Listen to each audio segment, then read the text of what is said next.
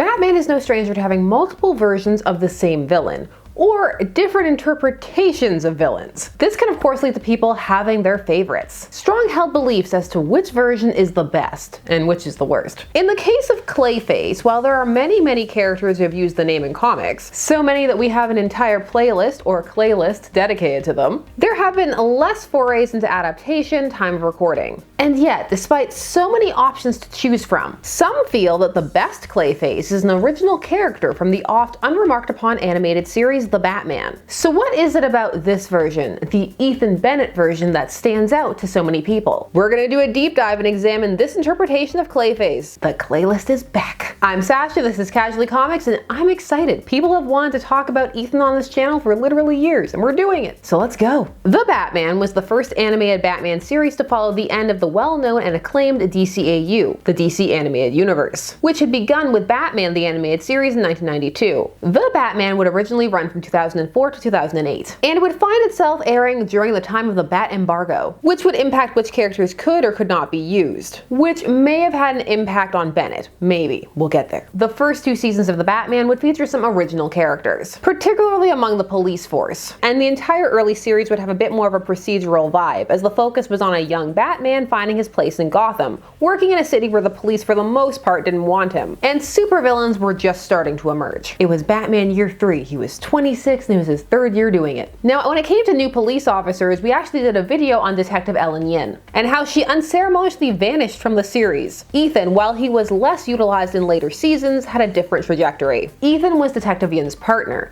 She had transferred over from Metropolis PD to Gotham in search of a challenge, but Ethan was already established there, and was positioned from the start as having a long history in the city and with Bruce. Now, while Yin provided the skeptical and more antagonistic viewpoint on the Batman, Ethan was the opposite. Tough part's this, Bruce. I really believe the Bat's helping Gotham, even if he is on the wrong side of the law. But he's getting a bad rap, and the heat's on me to take him down. Ethan was more than just a detective on the police force. He was also a close friend, actually the best friend of Bruce since childhood. One of the positives about Ethan as a character was that he was layered, and that while he could support Bruce's character or Yin's character, he could also stand apart. He wasn't just a foil. He was fully fleshed out. He was kind, dedicated to his job and friends, willing to question the order of things, but also willing to follow his duty. And on top of all of that, he provided tension for Yin and Bruce. But that came in the form of him having his own distinct feelings and viewpoints on things. Ethan would end up inadvertently covering for Bruce's secret a few times, like in The Man Who Would Be Bat. And you don't know anything about this, Wayne. Hey, I've known Bruce since high school. He'd never interfere in a police investigation. Right, Bruce? It got to a point where Bruce was considering telling his friend about his secret identity so that he could have another ally, and he was also starting to feel a bit bad about how much Ethan was covering for him, and was seeing how torn Ethan was because of tensions surrounding bringing in the Batman. Now this, of course, because it's Batman, is where tragedy struck. The 2-part season 1 finale, the rubber face of comedy and the clay face of tragedy, are some of the strongest in the series.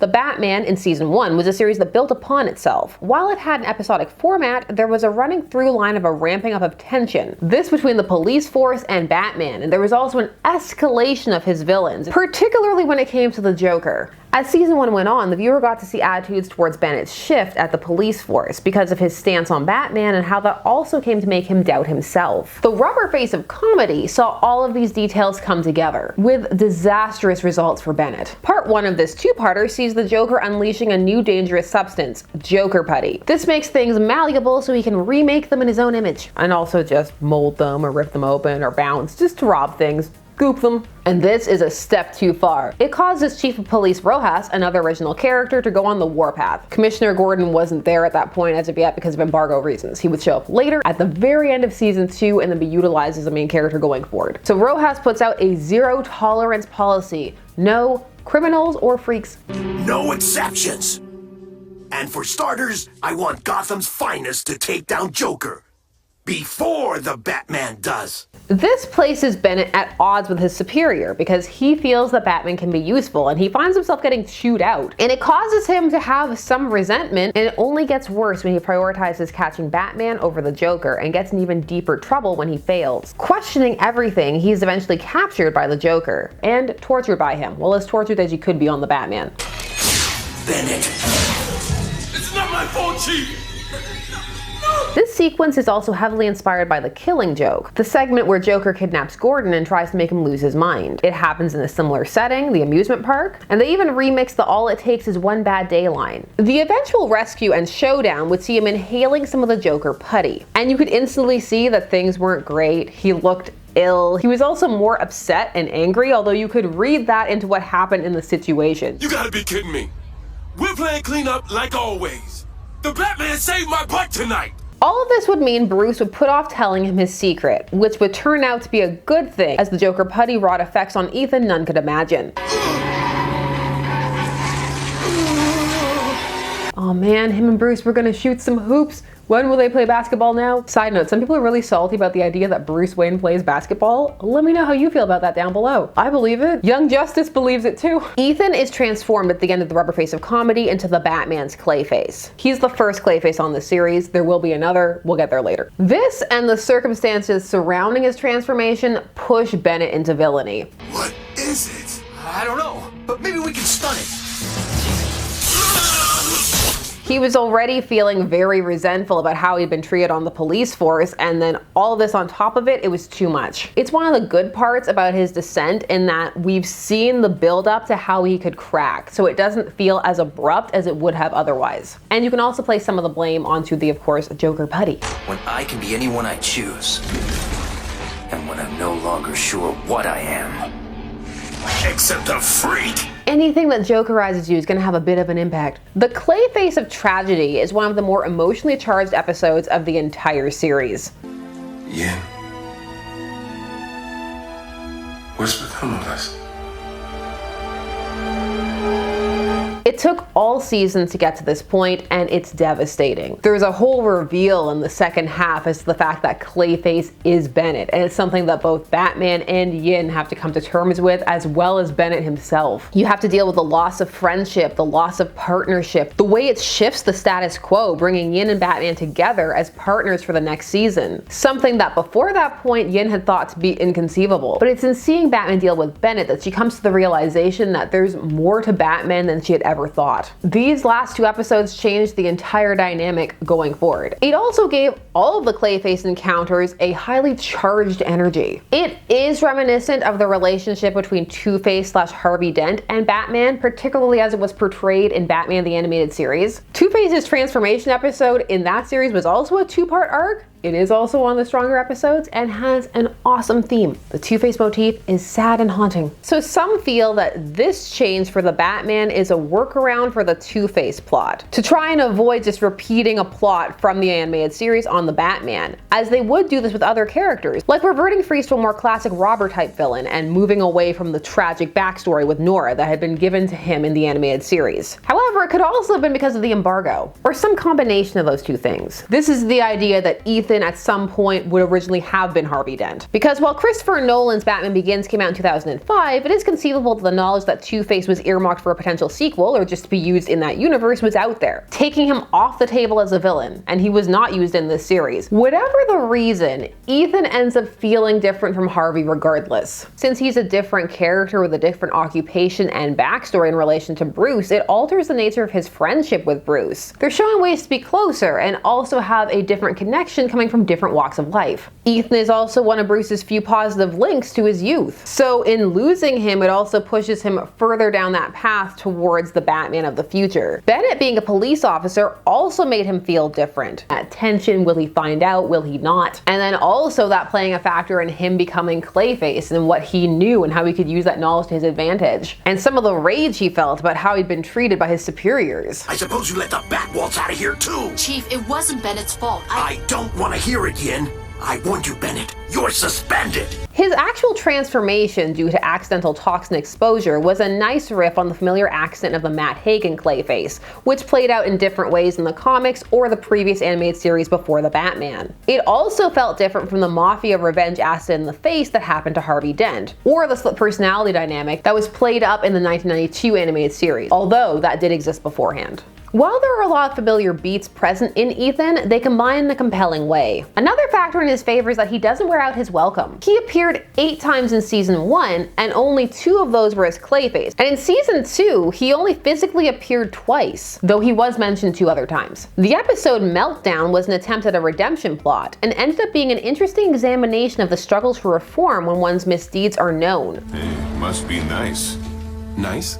Yeah, having a billionaire buddy, you know, to fix your mistakes. The temptation to go back to what everyone expects, how that's both an external and an internal pressure. It wasn't just a job, Yin. It was my identity, my life, who I am. Clayface, they should never let him out. It's him, isn't it? I tell you, Yin, some days I wish I could just disappear. Bruce is more than willing to give Ethan a job, a second chance, try to get things back to how they were, and not fully able to accept that they're not exactly the same as they were. This episode as a result, and the entire series really, makes a good example of how Batman and Bruce work in tandem, a multi-pronged approach. He doesn't just beat up criminals at night, he donates to charities, he monitors or founded to ensure they actually do things. He also creates rehabilitation opportunities by providing work. He's really dedicated to the idea of cleaning up Gotham from multiple angles and trying to create an environment where what happened to him can't happen to anybody else. Like TAS before it, it's one of the more well-rounded depictions of Batman out there. But despite all this, even he questions Ethan. Ethan, your cells are active again. If you keep this up, you could pass the point of no return. Bruce, I slipped. For a second, it won't happen again. That's also a really human and fallible moment, and it's one of the ones that ultimately pushes Ethan back towards villainy for a time. From where I dangle, you make a better villain than Vigilante. Because eventually it's all just too much, and Ethan is tempted by the Joker back to a life of crime. Which is also very significant, as the Joker is the person who transformed him into this inadvertently in the first place. There's a lot of deeper layers to Meltdown. It's also a very good episode. The next appearance in the second season is your more standard villain outing, but with plenty of shape-shifting, with Bennett masquerading as Solomon Grundy. So you get to see a versatility in the Clayface episodes, and because there aren't too many, it doesn't get repetitious. Bennett doesn't appear properly again until season 4. In season 3, there's a blip, ooh, he's in a photo moment. Season 4 gives us the episode Clayfaces, which is a bit of a passing of the torch for Clayface in this series, in that it introduces Basil Karlo. In comics, the original Clayface from the Golden Age, though that version couldn't shapeshift, but would later, post several crises, be able to. And also, once again, find himself the main Clayface. Sorry, Matt. It's not your time anymore. In The Batman, he's a desperate wannabe actor who becomes Clayface on purpose in the hopes that improving his physical appearance will make him a better actor. It doesn't. This is Ethan's lasting redemption arc episode. It opens with Ethan helping to capture the Joker, using his Clayface abilities to infiltrate his gang and take him down, which is played off as a milder deal than it should be, seeing as how the Joker was the person who made him what he was, and he was very conflicted about that. But this is season 4. What I mean by that is there was less deep emotional introspection in the later seasons. It wasn't gone entirely, but it was less present. Ethan isn't a huge part of this episode, but the moments with him harken back to those earlier seasons, as he wrestles with the decision to keep his powers or not, in the face of the fact that Bruce has managed to develop a cure. What if I serve my time and come back on the force as Clayface? It also shows the conflict in Bruce, his desire to believe that people can change, but also now the knowledge of what he's seen of the villains of Gotham. Ethan does get one last hurrah as Clayface, taking down the new Basil Karlo version, and he gets to work alongside the dynamic duo. He ends up taking the cure, and for him it works. And so the audience is left with a redeemed Bennett, who found himself again, and ultimately used his powers for good. This leaves Karlo as the Clayface for the series going forward. Not that they use him all that much, there was only one more season where it decided that it was just a team-up season with the members of the Justice League. Now, as for Bennett, he isn't reintegrated into the show or anything like that, but he gets a mention in the same episode Yin gets her last mention, which is also in season 4 in the episode Artifacts. It's mentioned briefly that Bennett is the chief of police. Artifacts was an episode that cast forward the future of Gotham. It had some Dark Knight Returns vibes. Bennett was utilized just a bit in the tie-in comic Batman Strikes, 3 times pre-Clayface and 3 times after, but not post-Reformation. When I get out of here, what do you say we shoot some hoops? Count on it. And that was Ethan. So why do some deem him the best Clayface? Well, as mentioned, he's a solid character. And he's interesting. There are layers, there are lots of ways to look at him. He has a firm base, strong ties to important characters in the series, and he grows and changes, but never in a way that betrays where he started. He's a multifaceted villain, and that's maintained throughout. Even when he's doing more caricaturish things, you still have all that pathos behind it. There's always that layer of tragedy, and all the build-up pre-transformation creates a person the audience can root for. You want to see more Bennett, you want to see him get better, and they don't overuse him, which really helps. Giving such an intimate personal connection between Batman and a villain like Clayface helps ground the character, who otherwise can end up feeling very monster of the week. You can do a lot with Clayface, and there are some strong Clayface stories out there, but this series is a very good example of that. Thanks to the contained nature of the show, it helps make it stand out, and it allows this Clayface to have a proper, concise arc that feels complete. Whereas, as mentioned in the comics, there are so many Clayfaces, it's a bit of a pick your poison, also with all the crises and resets that happens too. It may also be that this version of Clayface was the inspiration for a character called Clownface that appeared in the comics in 2015. Clownface was a piece of Clayface's body, the Carlo Clayface in this case, and it broke off and became sentient, which was something that had been shown to be able to do. You would see this used to great effect in the DCAU with the character Annie. At first, this piece just transformed into an old man, sat there in Arkham Manor, but the Joker would infect this piece of Clayface with not Joker putty, but Joker venom, and that would transform it into a mutated, grotesque killing machine called Clownface. It has enough similarities that it appears that maybe some inspiration could have come from the Batman. There are a couple of things in the Batman that seem like they may have inspired things in the comics later on. The Batman really makes Ethan Bennett stand out. And you can feel that when you're later faced with the series version of Carlo, which doesn't pack the same punch. Carlo definitely doesn't have that what's become of us energy. That line is so heartbreaking, and Steve Harris just nails the delivery. The Batman's first Clayface is a classic story. Lost friendship, loss of self, slipping to the dark side, but maybe finding oneself again along the way. It's well done, and I can see why this is some people's favorite Clayface. He certainly has more of a lasting impact than Johnny Williams, Peter Malley, Todd Russell, even Preston Payne. I love Preston. Ethan is simple, but effective. And in many ways, doing a simple, in quotes, character well is more impressive. The more basic and well-worn the story, the more room there is to mess up, because there's nowhere to hide. There's also more of a necessity to really perform all the parts well and think about it, because you're doing something people have seen before, so what are you bringing to it? Bennett's Clayface was certainly one of the highlights of the Batman, and a standout Clayface. A good addition to the Claylist. Is he the best? I want to hear from you. Who is your favorite Clayface and why? Who do you think is the best? Do you want to just do a deep dive into some more The Batman episodes? I kind of do. Share all your thoughts down below. While you're down there, please do all YouTube things like share, comment, subscribe, and hit the bell notification so that you never miss a vid. Thanks so much for taking some of your day spent discussing comics and comic adjacent things with me. I always appreciate it, and I will see you again soon. Bye-bye.